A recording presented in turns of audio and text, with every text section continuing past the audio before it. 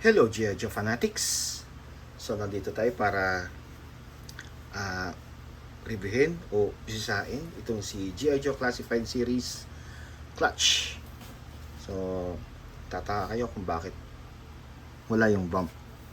So personally, yung bump nakuha ko siya as may kasamang bump. Kasi bihirang-bihira makakuha ka ng clutch lang. So ang bilis niyang pag may nagbenta ng clutch, nasusold agad. So nakuha ko to as pre-order kasama yung bump. So kasi inisip ko yung bump parang hindi ko rin naman talaga siya kailangan. So need ko lang talaga si clutch.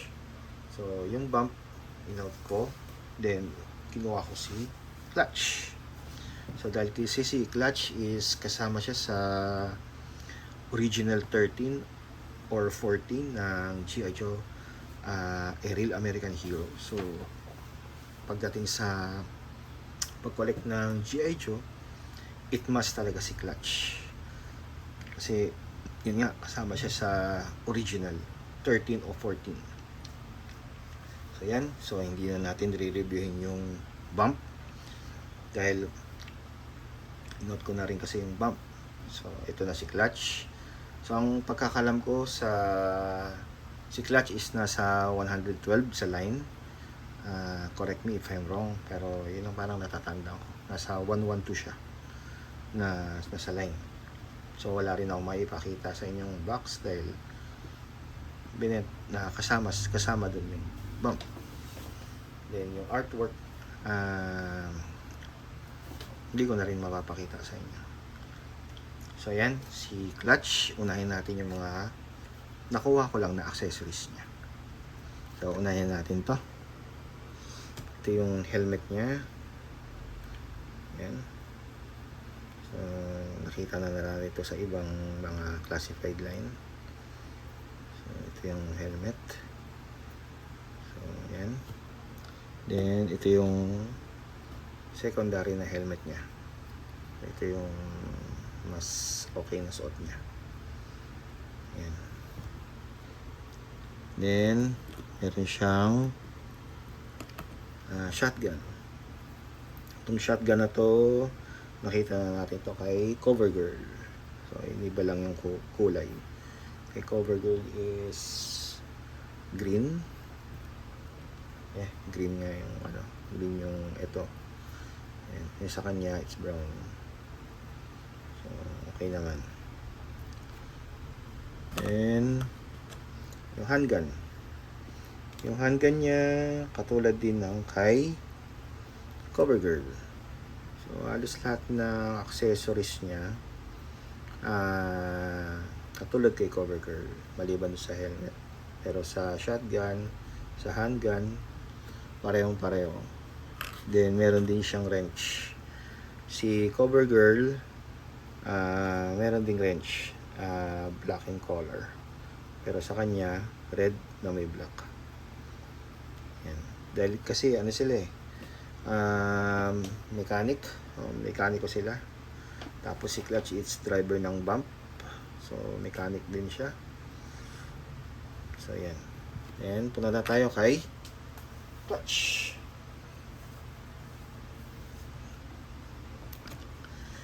Yan.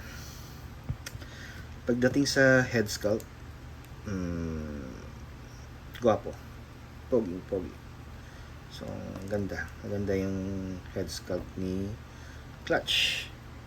So, siguro, pagdating sa tapos ng taon, makakasama to sa akin.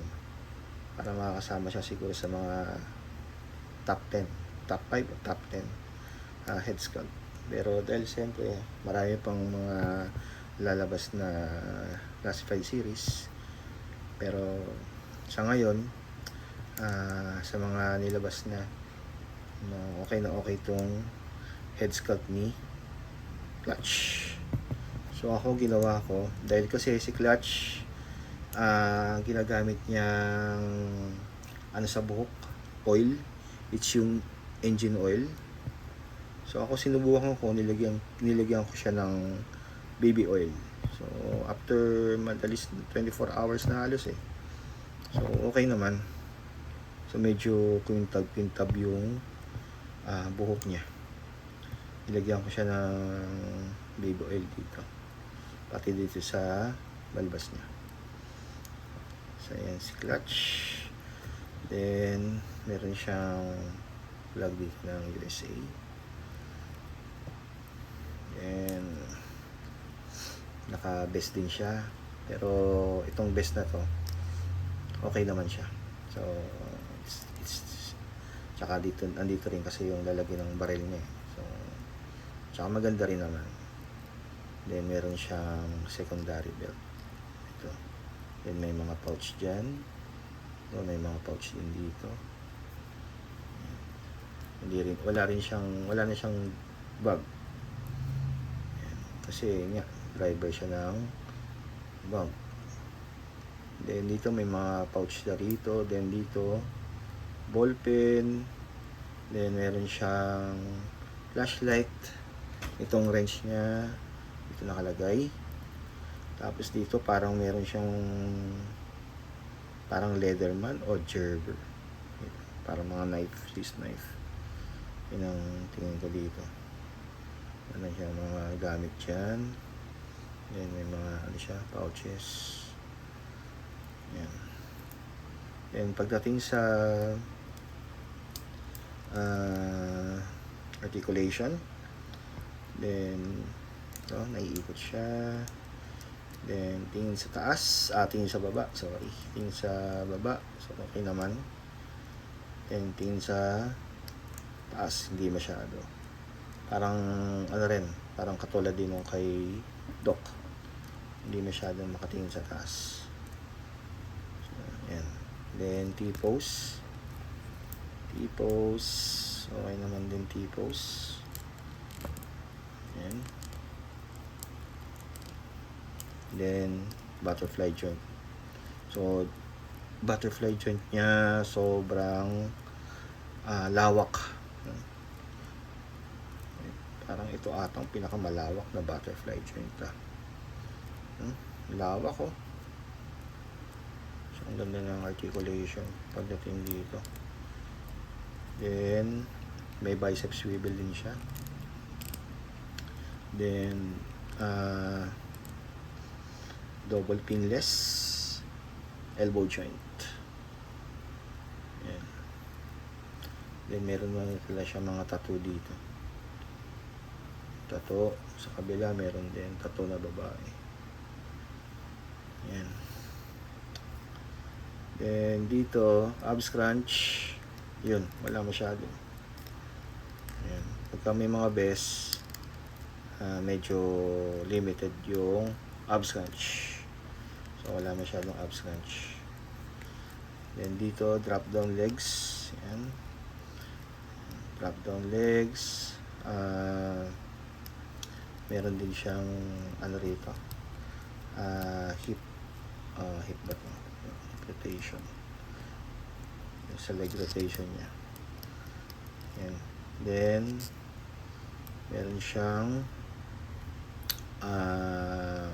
double knee joint. So natin kung kaya. Yan. Medyo maganda naman yung ano niya, articulation niya rito. Then meron din siyang boot rotation. Kasi dahil nga sa nakaboot siya. Then ankle rocker. So meron. Iikot-ikot naman din.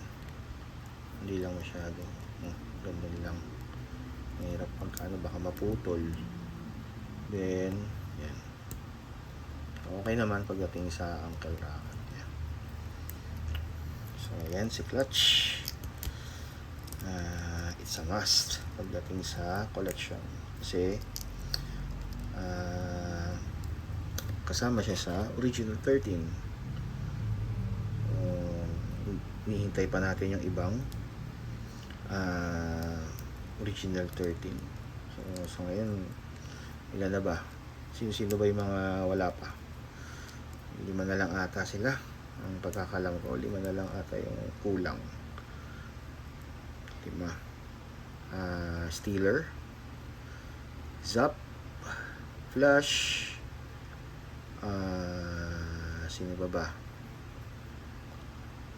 Zap, Stealer, Flash,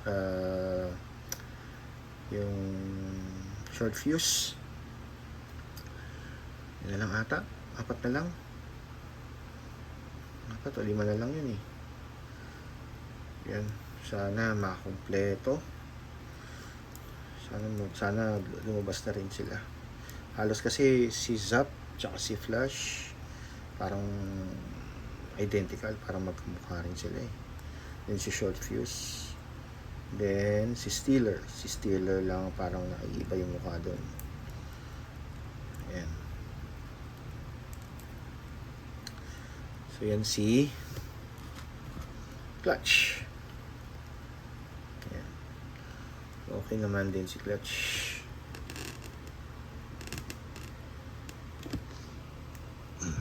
So happy na rin ako kay clutch kahit wala yung bump. Kasi parang hindi ko rin magagamit yung bump para sa akin. So yan, maraming salamat ulit sa mga nanood, sa mga sumusuporta, sa mga magla-like, sa magsasubscribe. Yan.